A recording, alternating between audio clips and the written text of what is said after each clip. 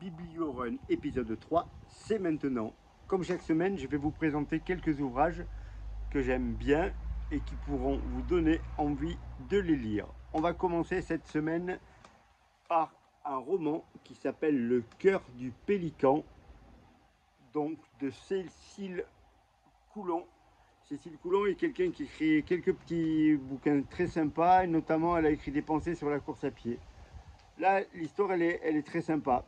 C'est l'histoire d'Atim, qui est un gamin super doué en course à pied, qui va devenir une petite légende dans son quartier, dans son village, mais qui va, au fil des années, laisser tomber la course à pied pour devenir quelqu'un de gros et de ventripotent, quelqu'un dont tout le monde se moque, quelqu'un qui n'intéresse plus personne.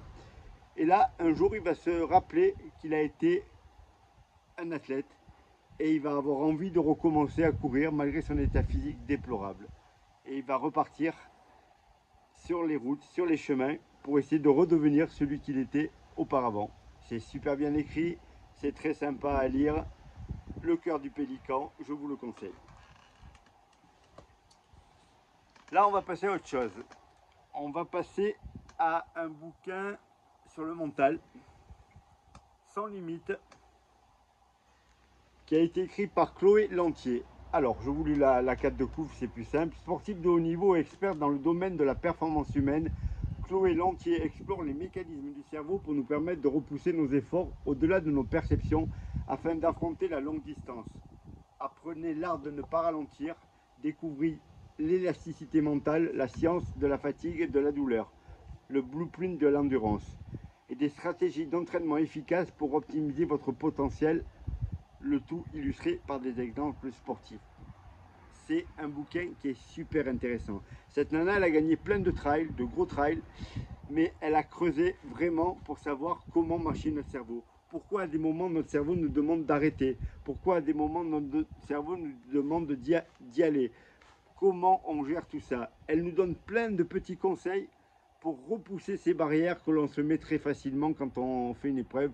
Si vous avez participé à des épreuves difficiles, vous savez très bien qu'à un moment donné, votre cerveau devient un ennemi puisqu'il essaie de vous convaincre que vous seriez mieux chez vous.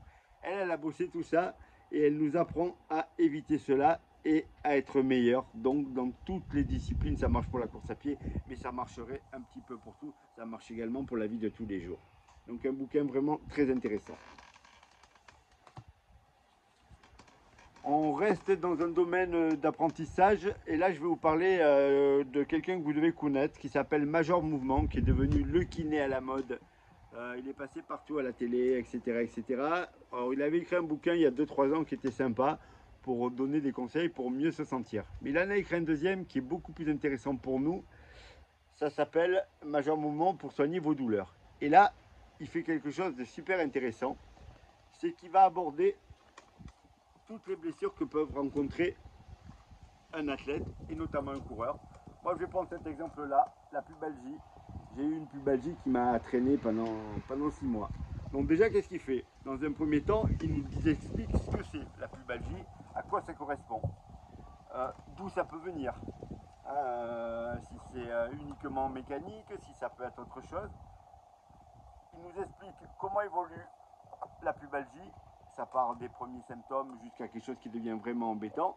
Et ensuite, ce qui est encore plus intéressant, c'est qu'il va nous expliquer comment aller mieux, comment se soigner, quels sont les exercices à faire pour se sentir mieux, et également, bien entendu, des exercices qui permettront ensuite que la douleur ne revienne pas.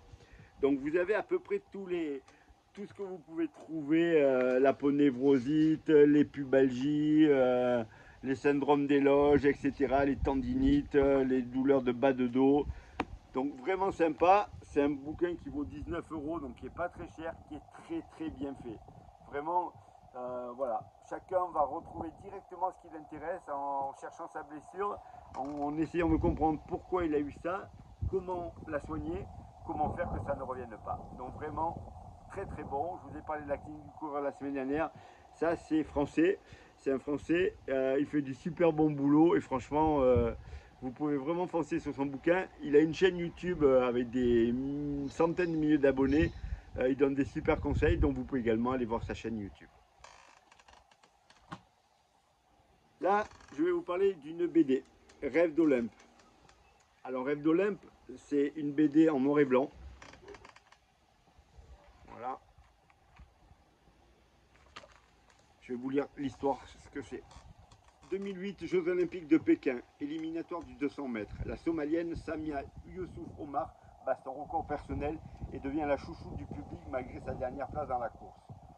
De ce retour dans son pays natal, elle a de plus en plus de difficultés pour s'entraîner car les islamistes règnent ici en maître et interdisent aux femmes de faire du sport. Pour réaliser son rêve de participer aux Jeux Olympiques de Londres en 2012, elle joue son bateau et embarque pour un long périple passant par Addis Abeba et Tripoli. Son but est d'atteindre l'Europe. Alors je vous lis la suite, même si c'est pas très drôle. Samia meurt noyée à 21 ans, loin des côtes italiennes, après avoir connu la violence des passeurs, les camions surchargés de réfugiés, la faim, la soif, la prison. Donc malheureusement, comme vous l'avez compris, ça se finit très très mal. C'est une très très jolie histoire. Franchement, ça va vous émouvoir. Ça finit très mal et c'est une histoire vraie, mais c'est vraiment intéressant de savoir ce qui est arrivé à cette pauvre nana qui a tout fait pour faire passer sa passion devant la bêtise humaine. Donc je vous le conseille également. Et on va finir aujourd'hui alors par un bouquin qui date des années 80. Là j'ai les deux éditions. Alors, ce bouquin, ouais, Marathon, deuxième édition. C'est quoi? On va dire que c'est l'ouvrage qui a servi de référence à tous les coachs des 30 dernières années. Tout y est analysé, calculé. C'est un bouquin fait par des scientifiques. Donc là, vous n'avez pas des méthodes d'entraînement, des choses comme ça. Ils vont aborder dans chaque chapitre quelque chose de très précis. On va prendre par exemple, alors là, j'ai mis un marque-page, qui est une feuille. Voilà, on va aborder par exemple l'utilisation du glycogène en course. Donc déjà, ils vont nous expliquer comment ça fonctionne. Donc vous avez, alors c'est vraiment très aride, etc. Hein.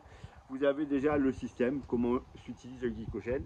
Mais surtout, ce qui est intéressant ensuite, c'est que vous allez avoir un questionnaire à remplir, individuel, où chacun de vous va pouvoir rentrer toutes les données qui le concernent.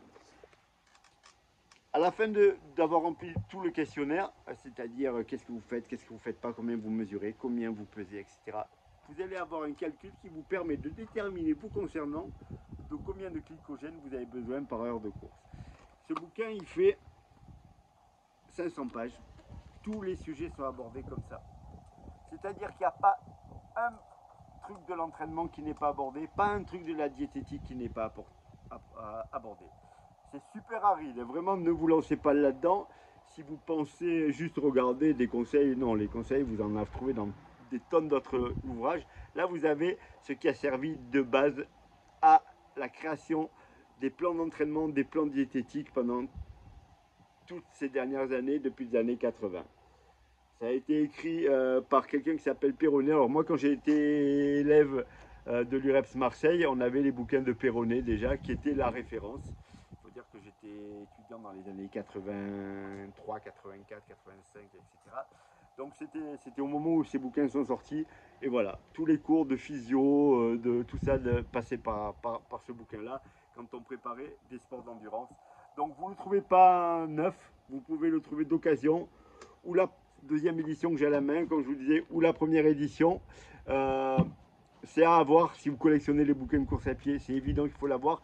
Si vous voulez faire de la recherche très précise sur comment fonctionne votre corps pour résister à la chaleur, pour consommer les sucres, les graisses, enfin la totalité de ce que vous pouvez imaginer, vous avez tout là-dedans et vous allez pouvoir calculer pour vous ou pour des coureurs que vous préparez exactement ce qu'il faut savoir. Voilà. On va s'arrêter là pour aujourd'hui. J'espère que ça vous plaît. Je vous mettrai des références des bouquins dans les commentaires. Et puis on se retrouve la semaine prochaine pour un nouvel épisode de Bibi Oren. En attendant, je vous dis à tous, entraînez-vous bien, lisez bien et bonne journée.